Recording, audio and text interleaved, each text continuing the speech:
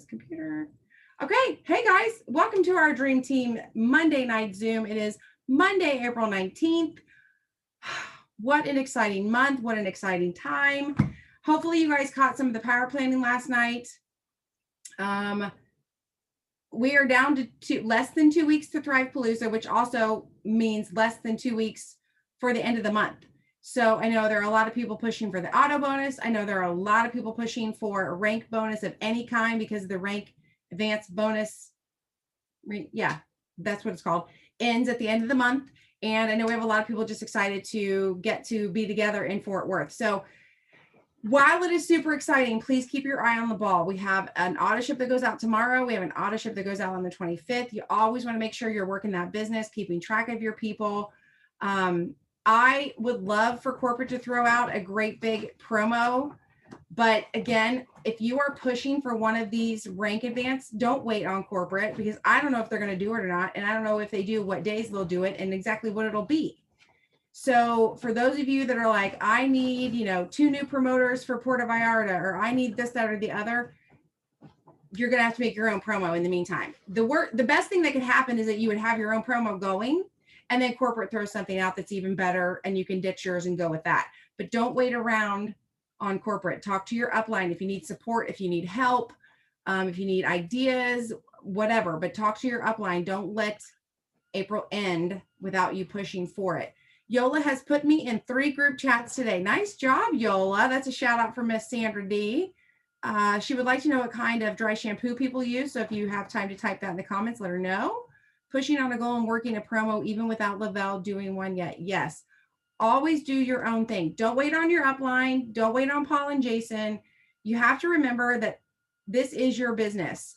It's a wonderful way to do business because you're not paying mortgage and you're not designing product and you're not working with vendors and all that jazz, but it is still your business to take by the horns and run. So keep that in mind. Okay, so I'm going to start off our topic for tonight. I have my phone because I know some people were filling in with some questions just shortly before we started. But before we start, I have a couple of quotes I want to share with you just to help put you in the mindset of what we're going to talk about tonight. And I asked in my post today, what scares you in business? And really the fear of failure is at the core of almost all of the questions that came back to me, with the exception of one that was technical. So we'll talk about that. But here's a quote for you. And I want you to really think about this one. 90% of all of those who fail are not actually defeated. They just simply quit. So I want you to think about that. And I've said this many, many times. The only way to fail in this business is to quit.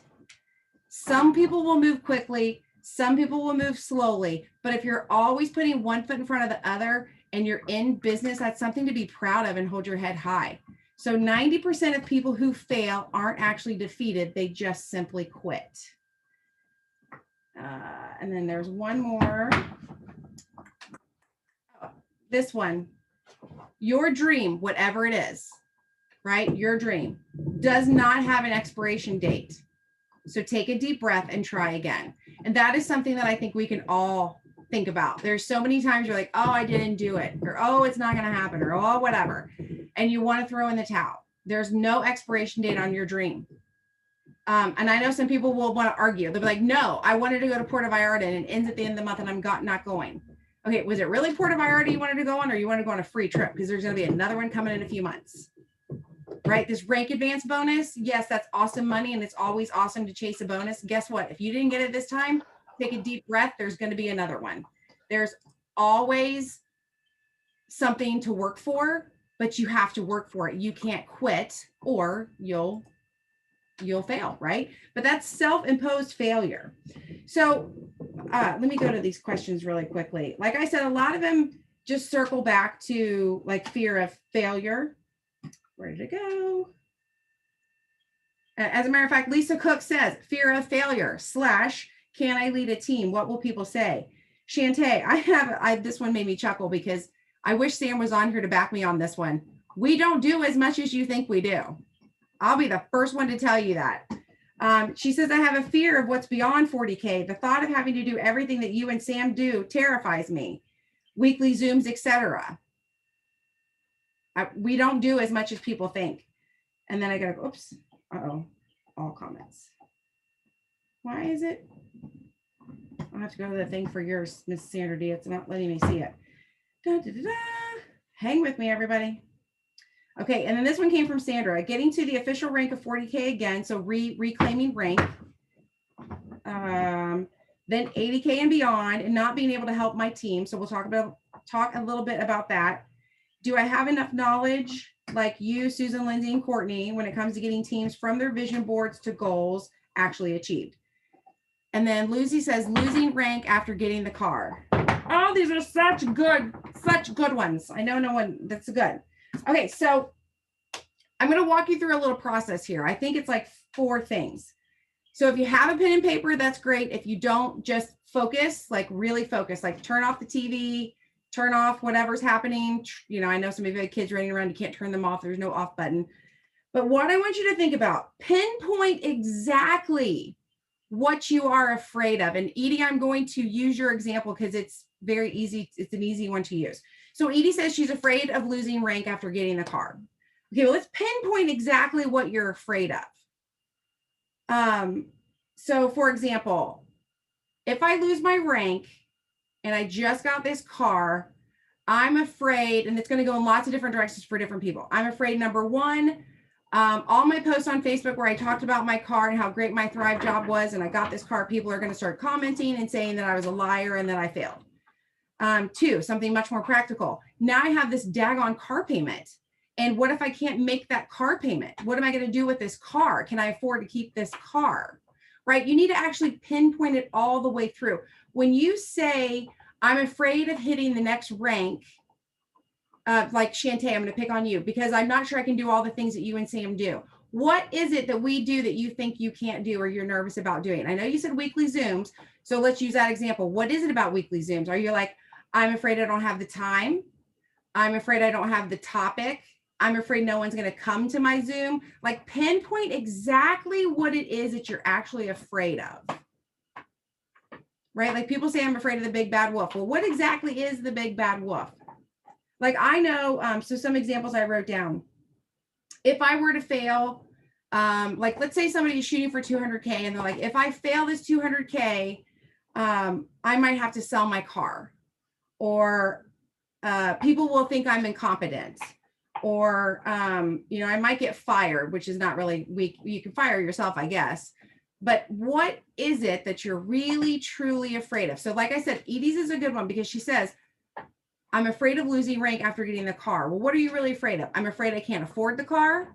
I'm afraid people will make fun of me because I lost the car. I'm afraid I'm going to be stuck with the car and have to sell something to keep the car. Like really pinpoint exactly what you're afraid of. Okay. And then here's the one that nobody likes, but this is what we have to do. You know, the whole saying, the only way through it is to get through it. So we are going to answer the what ifs. So for example, we're going to go back to Edie. Edie says all of the above. So I'm going to go back to Edie. So let's say Edie says, I'm afraid of losing rank with this car because what if I can't afford it? Okay, well, now we're going to answer the what if. What if tomorrow you lost rank and you didn't get the bonus and you didn't have the money for the car payment? What if? Very practically in your mind, go through that scenario. Shantae, let's say, what if tomorrow you woke up 80K and you had a whole team and they were like looking at you and you had to do a weekly Zoom? What if? What if that happened? What would I do? So in Edie's case, would we have to sell the car? Possibly. I'd have no choice but to push harder. Oh, that's a good one too. So would we sell the car? Would we push harder? Would we sell something to help make the car payment while we regain our rank? Shantae, maybe you're worried about the weekly Zoom because you're afraid of time, but now you're looking at an 80K. Could I cut 1 hour less at the salon to cover a 30-minute Zoom? Time to prep, time to do it, time to upload. Like, what if? I gotta pull back up my thing here. Sorry. I just need to keep this on, but I don't have it on. Sandra D. You're afraid of what's 80K on, and I'm not being able to help my team. Okay. What if you couldn't, what if somebody from your team called you and you didn't have the answer? What if you couldn't help them? What would you do? Everyone should know the answer to this. If you have someone on your team asking you a question, I would go to my upline chat is what she meant to write and get the answer. Yeah. So you're afraid of something that actually has a really easy answer. I think the hardest one on here right now would be Edie's, because that's the one where we're all going to be like peeing in our pants because we're like, oh my God, the bill's going to be due. But I love her first response was to go harder. Those of you that are worried about supporting your team and could you grow a team and how would you do it? How would you do it? What if someone on your team needed help? Best advice I can give is to commit and figure it out later. Busy people get things done and you will adjust easier than you think. Amen and hallelujah to that. All right, is this helping? Are you guys thinking about the thing that you're afraid of? And we're pinpointing it. And then it's just literally at the what if. What if, what if tomorrow Lavelle went away and I didn't have my Mercedes and I couldn't ask fun questions about what car would you want to drive, and I suddenly lost that paycheck? What if? You guys, that's a reality of life 24/7 for any of us. If you've never worked someplace where you've seen someone get a pink slip and walk out the door after giving 35 years of their life to a company, consider yourself blessed. But it happens every single day. So what if Lavelle went away? And Sandra, what if Lavelle went away and you had to go back to teaching? What if? Right? You would figure out something to do. You now know that you love network marketing and Lavelle is gone. So maybe you'd find another network marketing company, right? Maybe you love your free car so much that you would get a side job because you want to keep that car. You're going to pay for it, but you're going to keep it. Like when you really put the what if in there and you start answering your own what ifs, it kind of takes a lot of the fear out of what you're so worried about. Like I think one of the things that I struggled with early on was like, gosh, what if the team grows really fast and I was going to have to quit working with my husband? What if I made so much freaking money that I didn't have to go to work at a different place during the day? You guys, that's not what happened. We ended up buying another company. Like what you don't even know what direction your life's going to go. The what ifs are what, if I had worried about that constantly and let that take over, we would have missed out on so many awesome opportunities. So what if you lost your rank? You'll work your ass to get it back. What if your team grows really big? Well, your paycheck is going to grow in accordance to that, which is going to buy you some time to dedicate to your team. What if you're a leader and you don't think you know how to lead? Thank God you got an entire upline to rely on and they will hold your hand. I didn't just do Zooms or calls right off the bat. I had guest speakers. I listened. I did a lot of that. I didn't just know how to do it, but I knew it needed to be done, which is where we're going to go next with this. So here's something that I'm going to challenge you with. Hang on. Sandra says I'm already doing these things, so I'm a goober. You're not a goober. You're just doubting yourself. When I read that everyone learned how to be a leader at 5, it all made sense. Yeah, it all makes sense when you read it, but then when you're living it, you're like, wait a minute, I get it. Okay, so we talk a lot about vision boards and affirmations and like visualizing your success and visualizing the goals that you have. What if I told you that that's not the best way to do stuff? I know I'm probably going to get like, if you could, you probably like people would throw arrows at me through the screen. I'm not going to tell you to stop visualizing, but I'm going to tell you that you need to add to the visualization. So for example, when you are picturing your goal coming true, your success coming true, and I'm going to use Lavelle terms so that it all makes sense for people. Let's say you're picturing hitting 12K.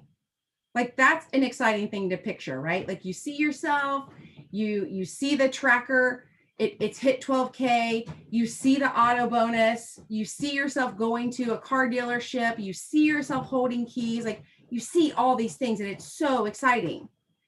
You have got to add to that visualization and you have to start visualizing, in addition to the success, the things that you are going to encounter to overcome to get to that success. So for example, you're picturing hitting 12K, you're picturing getting that new car. Well, I need you to also picture yourself not scrolling on TikTok for a half an hour. Because trust me, I love me some TikTok, but I know my time spent on TikTok is not building my business.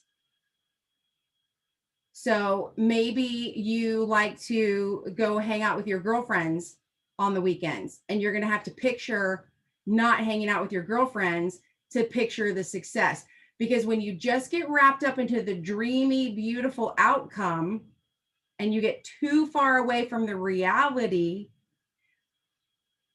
it'll throw you off course. Like, why is it such a success to hit 12K? Like, why? TikTok sucked me. Yeah, TikTok will suck you in and it'll be next week. I had to take it off my phone. But so think about when you get like real dreamy about a goal. The only reason that goal or that success, that thing that you're so afraid of losing or so afraid you can't attain, the only reason it means so much is because it ain't free and it ain't easy. So when you're picturing that moment of glory, I want you to also picture the down in the dirt, the drudgery, the, oh my God, if I send another birthday reach out today, I'm going to poke myself in the eyeball. The, oh my gosh, if one more person tells me no, I'm going to go curl up in a ball and cry. Oh my gosh, if another promoter leaves the team to go sell that fingernail sticker things, I'm going to blow my top. Like, you've got to picture these things because it's got to keep you in the reality of why it's so important to get there. Like, think about that. What is, like, in your mind, this is kind of off topic, what is something just in your mind that you worked so hard for? I'm going to pick on Shantae. Shantae owns a salon.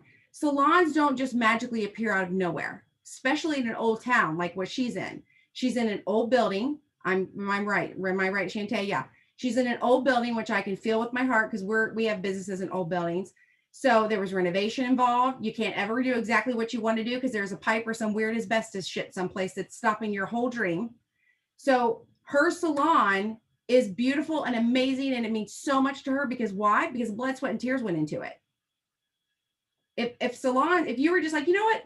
I think I'm going to be a salon owner today. I'm going to run down to the store and just pick me up a salon. I'm going to pop one in right here and everything's ready to go. It wouldn't mean that much. So same thing. If 12K was so flippin' easy to attain, it would not mean that much. If driving a free car was like something that everybody did, it wouldn't mean that much. So when you're visualizing your big moment, also visualize the shit you're going to have to overcome to get there. Some of that stuff that you're going to have to overcome is up here. Some of it could be people you live with. Some of it could be, I'm going to have to start taking a 20-minute lunch break so that I have 10 minutes to hide out in the bathroom and send messages. Some of it could be, I'm going to have to start getting up at 4:30 in the morning so that I have 15 extra minutes before the whole family starts getting up for the day so I can work this business. And when you keep that whole big picture in mind, when you do get to the final picture of, let's say, holding the car keys as a 12K auto bonus earner, it is so much sweeter. It's not just a pie in the sky dream at that point. You have visualized the whole thing. You visualize the hills and the valleys, the crap, the happy, the highs, the lows. And that's going to make it so much more attainable. Also, how I work during school, the toilet messages. Yes, busy. Right. That's twice now on the same Zoom. Busy people get stuff done. It's so true. But so, it's not like a pie in the sky goal anymore. It's not like this thing floating around. And I think if some of you think really, really hard about this, you'll realize that you say, this is my goal, this is what I want to do, this is where I want to be, but it's just pie in the sky because all you're wanting is that moment. You're not willingly wanting all the drudgery to get you there. Like people would used to come into my store. I owned a gift shop in town in an old building when I was in my 30s. And women in their 50s and 60s would come in and say, oh, I can't wait to retire. I'm going to have a store. And all I could think was, why in the hell would you want to have a store when you're retired? You have to get here early. You have to unbox stuff. You have to load things. You got to move furniture. It's very hard. I'm exhausted. But again, that's the pie in the sky. They weren't thinking about all that. They weren't thinking about working nights and weekends. They weren't thinking about being by themselves. So think big picture, because here's the thing. If you really start thinking it through, you might be like, you know what? If I make it all the way to 12K through all that crap, screw it. I'm going all the way. Like, you'll really start wrapping your mind around the big picture.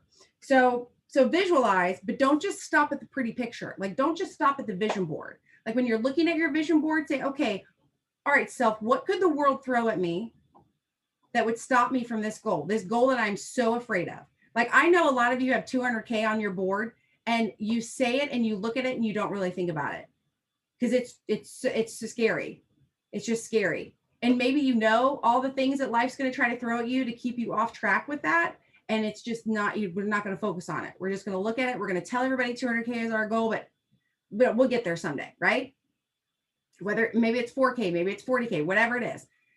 When you're looking at your vision board and you see those numbers and you see like, I don't know, maybe you have a pool, maybe you have a trip, maybe you have a free car, whatever you have on your vision board. Do you also see the work in your mind? Can you visualize you're in the trenches, you're doing all, like Maria's famous quote, do the do. Are you in the trenches doing the do? Are you getting the no's? Are you feeling discouraged? Are you pulling from your upline and your friends to build you back up? Are you going through the whole thing? Because again, that's answering your what ifs. There's so many, like, okay, what if my team grows fast? So that's like looking at 80K on the board and being like, oh, it looks pretty. That's a pretty badge. But what if it happens? Okay, what if? Think through the what ifs, visualize the what ifs. What if somebody asks me on my team to help them hit 4K and I'm not sure how to do it? What am I going to do? You're going to pull in your upline. And if that upline doesn't know, they're going to pull in that upline. A whole team is going to work with you, but you have to think this whole thing through. Yola says, I was working today and met someone for lunch. I'm calling her tonight to order Thrive. Yay! Good job. Yeah, you got to find time. So you did it on your lunch hour. Exactly. I love that. I love when people can like put it all in. Okay. Part 4, I'm doing good on time. Okay. So this is similar to what we just talked about with the visualization, where you're visualizing the mud and the guts. Part 4 is focusing on the process and not the final product. So that's where you have to say, okay, I've identified this goal that I'm afraid of, but I've gone through the what ifs. I've seen all the shit that can come my way. I know how I'm going to handle it. So now I'm going to focus on the process. I don't even need to look at the 80K on the board anymore, because I know what it means. I've seen it in my head, and now I'm going to focus on the process. So for example, when someone's like, my goal is to get 8 new customers this month. Okay, that's the final process. How are you going to get 8 new customers? What could you be doing to get 8 new customers? Maybe you need to listen to a book about customer service. Maybe you need to listen to a book about communication. Maybe you need to listen to a podcast about how to close the sale, right? So again, if your goal is to get 8 new customers, I know whenever we say get new customers, everyone's like, well, I'm going to do my reach outs. Awesome. Great.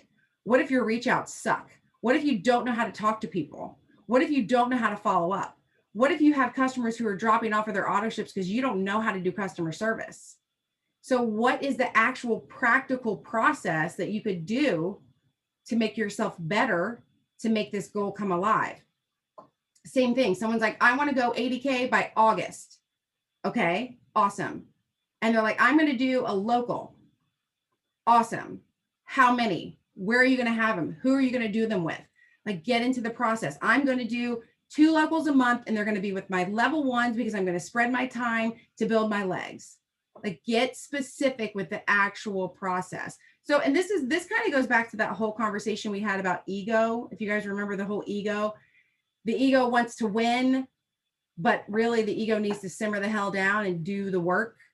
And so this is the same thing. Like, so we visualize the process, we visualize the mud and the guts, and now we got to get in there and do the work so that we can get to the mud and the guts. Like, we're kind of working backwards, if you follow me. So yes, I love when people give me their goals. I love when people say, I'm going to hit this rank, and I'm going to hit this, you know, my PPA is going to be this. That's great. I mean, it's honestly great. Here's the thing though.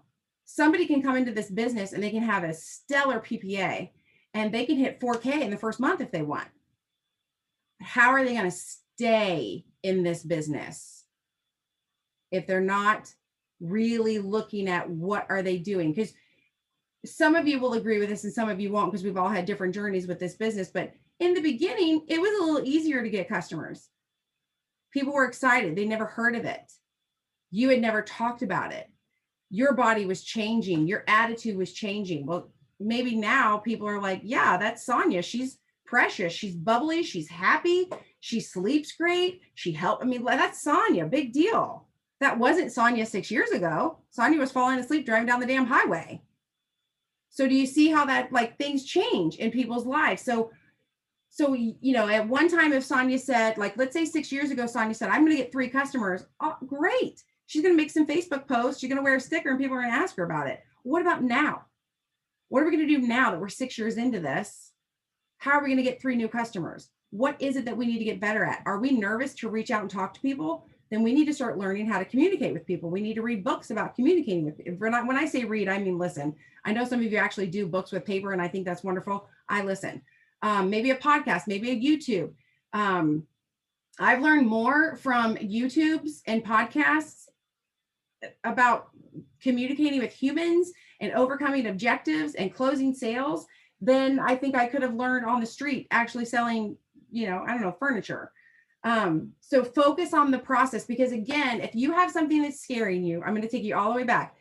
I'm afraid of hitting 80K because if I get that big, how am I going to lead my team? How am I going to help them reach their goals? Well, how are you going to do it? You're going to rely on your upline.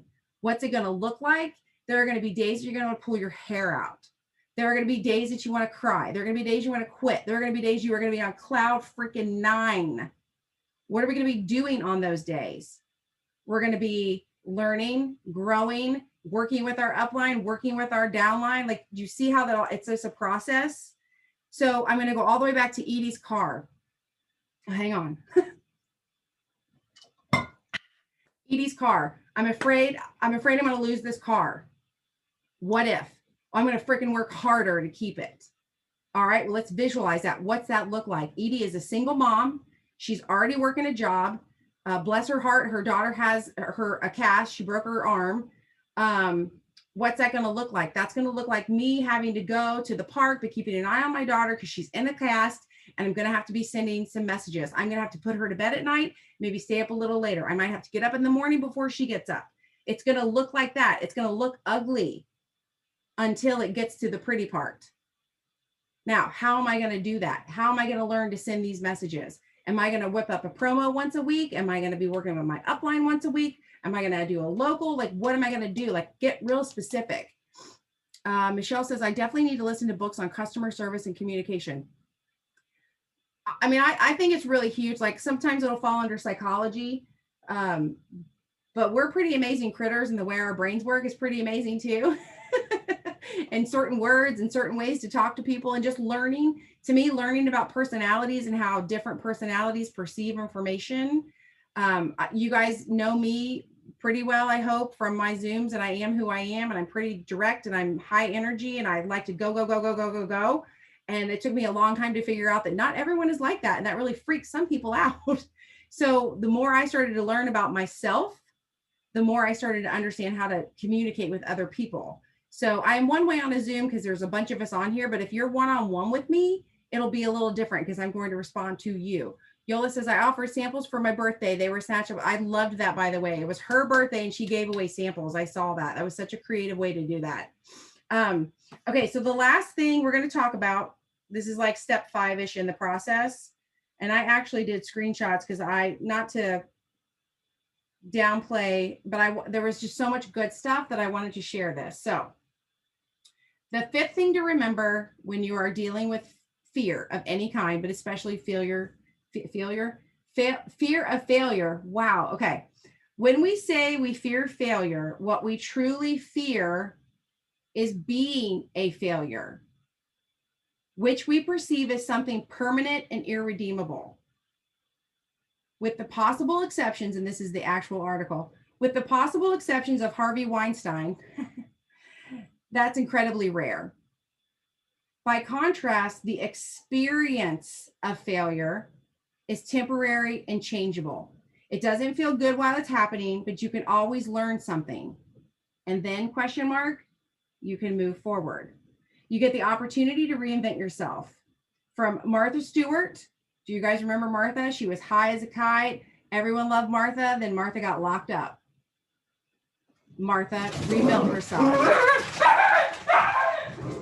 My husband just got home and Radar is super excited.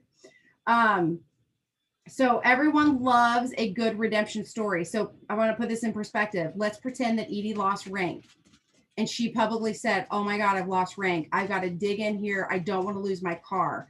And then 2 months later, she's like, oh, hey, not only did I save my car, but I went up to another rank or I earned a trip or whatever. Everybody loves the redemption story. Oh, I have no idea what I just did.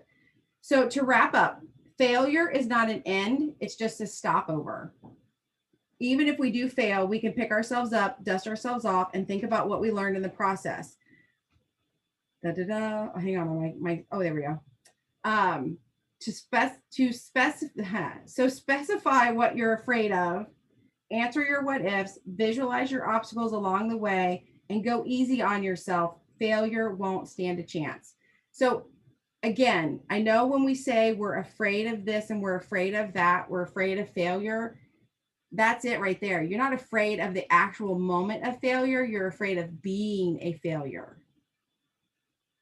And I don't want to get all religious on you, but Jesus didn't make mistakes, okay? You are not a failure. You may be put in some challenging situations that you have to overcome, but you are not a failure. I actually made a post about this a long time ago. So some of you, like Sandra Dobek, some of you have known me for years. I used to own a gift shop. I had to close that gift shop in 2009, 2010, whatever. The housing market crash of 2008 sucked the life right out of me, which means dollars out of the wallet, right? I had to close that store. Do you not think that was like horrible? And I felt like such a failure. And it took me a while to figure it out that I wasn't a failure. I experienced a failure. And we are all going to experience failures. If you know someone in this world that has never had to experience a failure, they're a brat, aren't they? They're a brat. Someone who has been so sheltered and catered that they've never experienced failure or disappointment in their life. Oh my gosh, I would never wish that on anyone because that's a horrible way to live. How are you ever going to grow and get better and learn? So please remember, whatever you're afraid of, there is a solution to it. You don't have to be afraid of it. You just have to walk yourself through it.